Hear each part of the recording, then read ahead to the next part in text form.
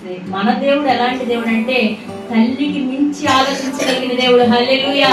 తండ్రికి మించి ఆలోచించగలిగిన దేవుడు. హల్లెలూయా.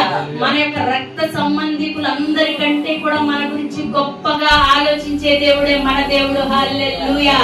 హల్లెలూయా. ఇప్పుడు వాడికి ఎలాగున్నాడంట?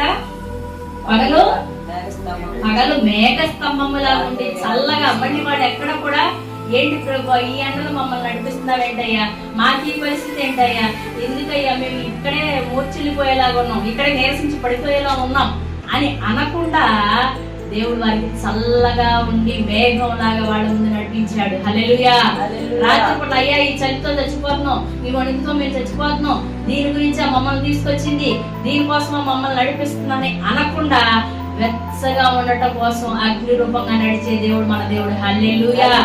హల్లెలూయా. ఇక్కడ ఎలాగొచ్చాడు? అగ్ని రూపంగా దేనికి వచ్చాడంటే, అక్కడ సొదొమ గొమొర్రా మీద అగ్ని రూపంగా దేనికి వచ్చాడు? దహించటానికి వచ్చాడు.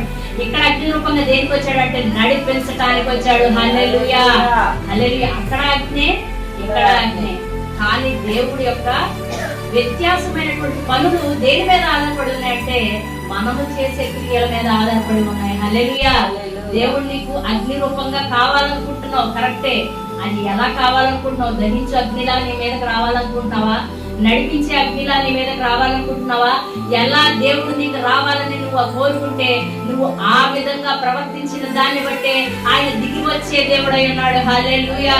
హల్లెలూయా. ఆయన రావటం ఖచ్చితం, కానీ అది మన స్వభావం మీద ఆధారపడి ఉంది, మన మాటల మీద ఆధారపడి ఉంది, మన ప్రవర్తన మీద ఆధారపడి ఉంది, మనం నడిచే నడత మీద ఆధారపడి ఉంది, మనం ఆయన మీద చూపించే ప్రేమ మీద ఆధారపడి ఉంది. హల్లెలూయా. హల్లెలూయా.